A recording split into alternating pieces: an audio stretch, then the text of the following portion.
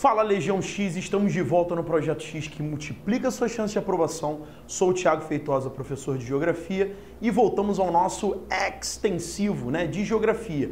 Pessoal, lembrando que o extensivo são aquelas aulas curtinhas para dar aquela revisada, que é um aprofundamento, vai no nosso pacote X da questão que você encontra o detalhamento adequado. Pessoal, vamos aqui trabalhar hoje a questão do relevo e da geologia, só para a gente relembrar os pontos principais. Primeiramente, análise da estrutura da Terra. A Terra, pessoal, tem uma formação que data em torno de 4,5, 4,6 bilhões de anos, processo que ocorreu a partir, segundo as teorias mais aceitas, de uma explosão, o Big Bang, E devido a esse grande desprendimento de energia térmica no primeiro momento, a Terra era muito quente e essas camadas foram se consolidando lentamente, gradualmente.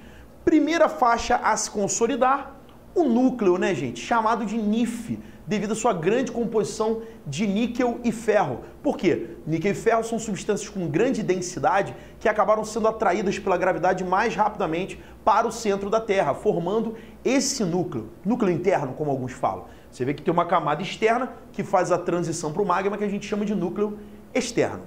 Bom, a gente percebe que o NIF, segundo algumas teorias, ele deve ser sólido, Claro que você não tem a total constatação disso, mas é a grande crença dos geólogos devido à grande concentração de níquel e ferro ali naquela região, E ele se separa do manto a partir de uma descontinuidade, um nível ali que faz a diferença.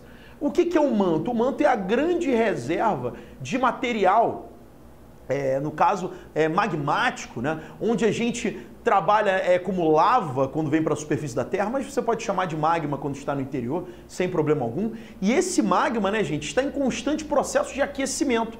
Aquecimento desde a sua parte mais profunda, gerando um processo que a gente chama de células ou correntes de convecção. O que é isso? Estima-se que o magma, nas proximidades do núcleo, ele tem uma temperatura de mais ou menos 6.000 graus Celsius. Já na proximidade da superfície, ele tem a temperatura de 3.000 graus Celsius. Esse gradiente de temperatura faz com que moléculas que se dilatem nas profundezas do manto e se desloquem para a superfície do manto, onde elas se esfriam.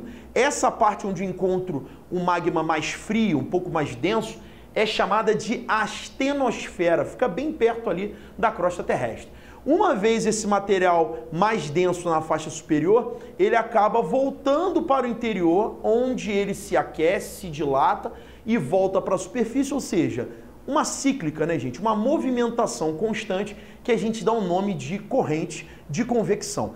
Essas correntes, inclusive, são responsáveis pela movimentação da crosta terrestre. E o que é a crosta terrestre? Ela é composta pelos materiais mais leves que acabaram flutuando no processo de formação da Terra, aqueles que ficaram na superfície, sobretudo silício e magnésio, camada acima, um pouco mais profunda nessa crosta, e silício e alumínio, que fica na faixa mais externa, mais elevada dessa crosta. Então a gente encontra esses dois níveis na composição da crosta terrestre, que a gente chama também de litosfera. Essa camada externa, pessoal, ela não é única, Na verdade, devido ao aquecimento e à pressão interna da Terra, ela se fragmenta em placas tectônicas. E como as correntes de convecção se movimentam, elas fazem com que as placas tectônicas também se movimentem, interagindo entre si e desenvolvendo processos que nós conhecemos como tectonismo, a ação das placas, que podem ser de convergência, contato e atrito direto, divergência, afastamento entre si, e placas transformantes ou tangenciais ou concorrentes, temos várias denominações, que são placas que têm um atrito lateral, borda com borda. Gente, entendendo que essas placas se movimentam e elas manifestam fenômenos tectônicos, a gente deve entender que a superfície da Terra vai ser moldada por esses fenômenos. E é aí que nós encontramos os agentes do relevo. Temos como agentes internos ou agentes endógenos, principalmente o tectonismo e o vulcanismo. Tectonismo, através da ação das placas tectônicas diretamente, você encontra a epirogênese, que é quando as placas elas têm um movimento vertical, determinada faixa torna-se mais alta do que outra que vai ficar rebaixada, Isso acontece quando eu tenho relevo de falhas. Não esqueça disso, tá, pessoal? Muito comum no Brasil.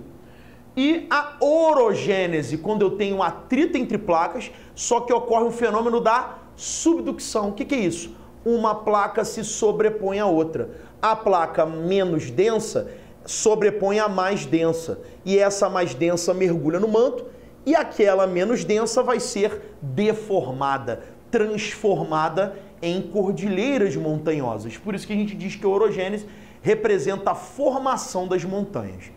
O vulcanismo, devido à pressão interna do manto e o extravasamento do magma, também vai ter ali o seu processo de deformação e de criação de formas do relevo, né? Áreas vulcânicas, até quando tornam-se desativadas, manifestam relevos mais altos, que acabam sendo vistos na superfície terrestre. Encontramos também, pessoal, os agentes externos ou exógenos, principalmente o intemperismo e a erosão.